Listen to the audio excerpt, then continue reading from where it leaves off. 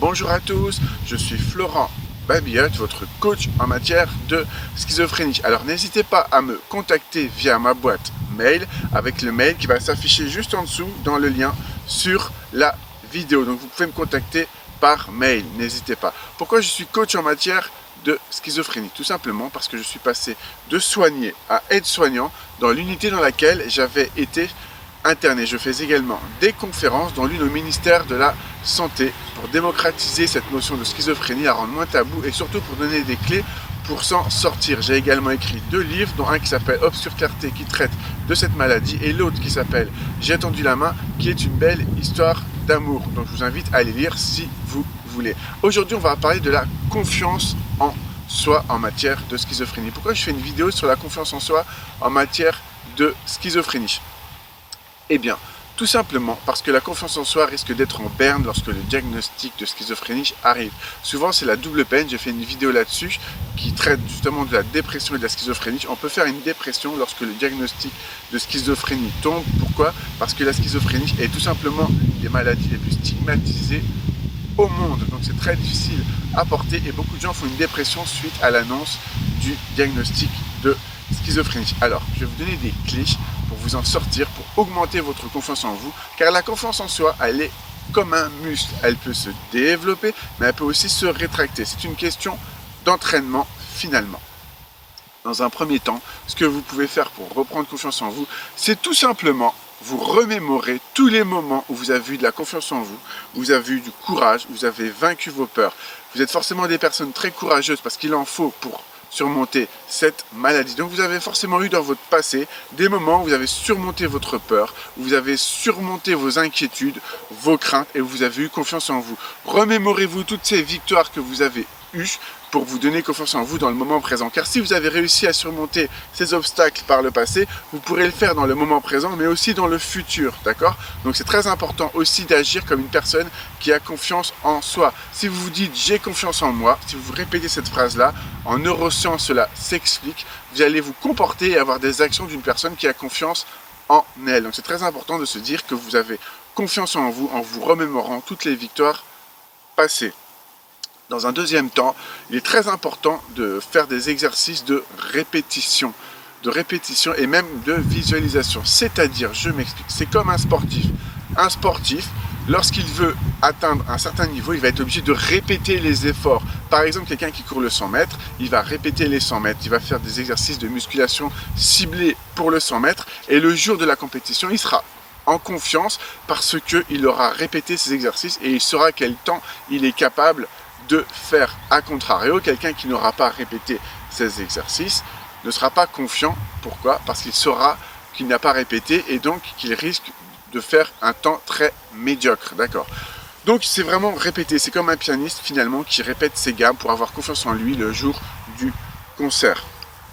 Et en termes de schizophrénie, vous pouvez vous imaginer des choses, c'est-à-dire quand vous entendez des voix, ça arrive à beaucoup d'entre nous, moi le premier, si vous entendez des voix, vous imaginez une situation dans laquelle vous entendriez des voix, vous imaginez cette situation-là, les pires voix que vous pourriez entendre et qu'est-ce que vous feriez pour y remédier. Vous pouvez faire de la programmation neuro-linguistique, de la PNL, et c'est-à-dire que les voix que vous entendez, vous les reformulez dans votre tête de façon positive. Ça peut être par exemple si vous entendez une voix qui dit je sais pas moi, il a l'air méchant celui-là quand vous croisez quelqu'un dans la rue, vous la reformulez, ah bah il a l'air très sympathique. Vous voyez, et donc du coup, les voix ne deviennent plus anxiogènes ni énergivores, finalement ce sont vos alliés puisqu'elles sont positives, elles ne sont plus négatives et elles ne vont plus vous stresser. Donc imaginez-vous les pires situations que vous pourriez avoir, par exemple dans une hallucination, lors d'entente de voix ou de ce genre de choses, et comment vous y feriez face. Parce que le moment venu, lorsque vous aurez des voix ou une hallucination,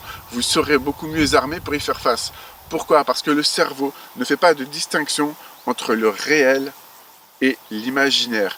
Il y a un test qui a été fait qui est assez impressionnant. On a fait un test sur des gens qui faisaient de la musculation donc en vrai, un groupe qui faisait de la musculation en vrai, et un groupe qui faisait de la musculation en s'imaginant faire des exercices à travers des techniques de visualisation. Et bien dans les deux cas, ce sont les mêmes ce sont les mêmes paramètres qui étaient activés dans le cerveau, les mêmes zones d'activité plutôt, je m'exprime mal, c'était les mêmes zones d'activité qui vont être activées dans le cerveau et même encore mieux que ça, c'est-à-dire que les personnes qui avaient juste visualisé vont faire des petits progrès au niveau musculaire, comme si le cerveau et finalement avait incité les muscles à travailler. Alors certes, ils vont faire des progrès moindres que les personnes qui avaient fait de la musculation en vrai, mais ils vont quand même faire quelques petits progrès. Et ce qu'il faut savoir, c'est que ces tests-là ont été faits sur plusieurs mois. D'accord? Donc le cerveau ne fait pas de distinction entre le réel et l'imaginaire. C'est pourquoi imaginez-vous des situations stressantes et comment vous pourriez y remédier pour gagner confiance en vous. Le troisième facteur que l'on peut voir pour prendre confiance en soi, c'est tout simplement de sortir de sa zone de confort. Cela peut être, par exemple, pour quelqu'un qui n'aime pas sortir de chez lui, de sortir un peu plus de chez vous, de vous faire violence une fois de temps en temps, et vous allez voir que vous allez y prendre goût finalement, parce que la première fois que vous allez sortir de chez vous, si vous n'aimez pas du tout ça, il y a des gens qui n'aiment pas forcément sortir de chez eux, parce que ça les stresse, ça les angoisse, d'accord? Et bien la première fois que vous allez faire ça, vous allez être très stressé avant, mais une fois que vous l'aurez fait, mais vous serez fier de vous, et ça va vous faire gagner de la confiance en vous. Alors quand je vous dis sortir de chez vous, ça peut être beaucoup d'autres choses, c'est tout simplement des choses qui vous font peur, et je vous incite à affronter vos peurs, parce que plus vous le ferez dans la répétition, comme je le disais tout à l'heure, plus vous le ferez dans la répétition, plus vous serez à l'aise. Donc sortez de votre zone de confort, faites des choses inhabituelles pour être confiant en toute situation. Alors au niveau du nouvel axe que l'on va voir, il faut également embrasser vos forces et vos faiblesses. Vous ne serez jamais aussi fort que si vous vous acceptez tel que vous êtes, parce que confiance en soi et estime de soi sont très intriqués, c'est-à-dire que lorsque le diagnostic de schizophrénie il tombe, souvent les gens font une dépression, ils n'ont plus d'estime d'eux-mêmes dû à la stigmatisation de la maladie. Qu'est-ce que vous pouvez faire pour remédier à ça? Eh bien tout simplement vous acceptez avec vos forces et vos faiblesses en vous disant que de grands personnages ont réussi de très belles choses avec les mêmes forces et aussi les mêmes faiblesses que vous. Vous pouvez par exemple vous remémorer Michel-Ange, le génie de la Renaissance, qui était autiste Asperger. Pourquoi? Parce qu'il avait des difficultés de communication qui étaient énormissimes. Vous pouvez également vous remémorer Nietzsche, qui était bipolaire, ou aussi Francis Scott Fitzgerald, l'auteur de Gatsby le Magnifique, et aussi d'un livre qui s'appelle The Crack Up, qui veut dire la fêlure. En fait, quand il a écrit ce livre, il était en pleine dépression, et il est parti du postulat de base qu'il allait écrire tout ce qu'il pouvait écrire sur le fait qu'il ne pouvait rien écrire. Pourquoi? Je vous dis cela parce que quand on est en dépression, c'est très difficile d'écrire des choses en fait, parce que on n'a pas envie de se bouger, on n'est pas forcément motivé. Donc il va partir du postulat qu'il va écrire des choses sur sa dépression, malgré le fait qu'en théorie il ne devrait pas pouvoir écrire. Et ce qui va se passer, c'est qu'il va transformer sa dépression en un processus créatif. Donc il va prendre de la distance avec elle. C'est un peu comme quand on fait de l'art thérapie. Or quand vous prenez de la distance avec quelque chose, vous la mettez aussi à distance, et donc vous vous éloignez d'elle finalement, vous vous éloignez de la dépression ou même de la schizophrénie, d'accord? C'est ce que j'ai fait en écrivant mon premier livre Obscure Clarté. J'ai mis à distance la maladie en parlant, finalement en sortant mes tripes par des mots, d'accord? Donc c'est vrai que vous pouvez vous remémorer les gens qui ont réussi malgré cette maladie, et donc vous aimer avec vos forces et vos faiblesses. Embrassez vos forces et vos faiblesses. Vous pouvez également, pour gagner de la confiance en vous, et c'est vraiment quelque chose de prépondérant, quelque chose de très important, s'il y a une chose à retenir, c'est bien évidemment toute la vidéo, mais cette chose-là est primordiale de mon point de vue, c'est d'avoir un projet. Parce qu'avoir un projet, ça donne de l'énergie et donc de la confiance en soi pour surmonter les obstacles. Et c'est pas parce que vous êtes atteint de schizophrénie que vous ne pouvez pas avoir de projet, d'accord? Que vous ne pouvez pas avoir de passion. Surtout ne faites pas comme moi lorsque le diagnostic de schizophrénie est tombé, je me suis interdit de faire plein de choses. Je me suis interdit d'écrire, je me suis interdit de faire du sport à l'époque, je sortais très peu. Tout ça parce que je me disais, tu es atteint de cette maladie-là, ça sert à rien de faire des efforts.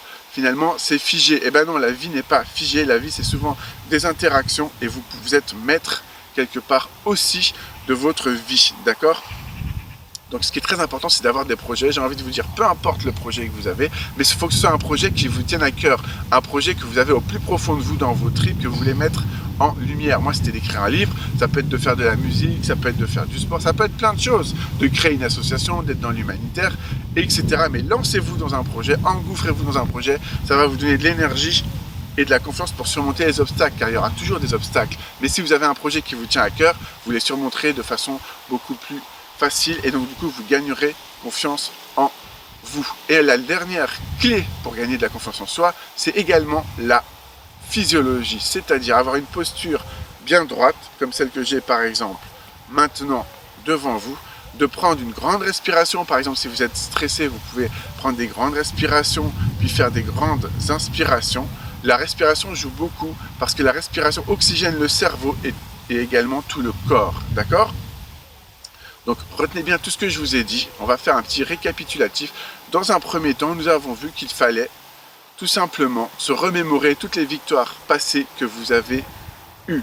Cela permet de garder confiance en soi, car si vous avez réussi de belles choses par le passé, vous pouvez en réussir dans le moment présent et aussi dans le futur. Dans le deuxième axe que nous avons vu ensemble, il s'agit de travailler sur les répétitions et la visualisation.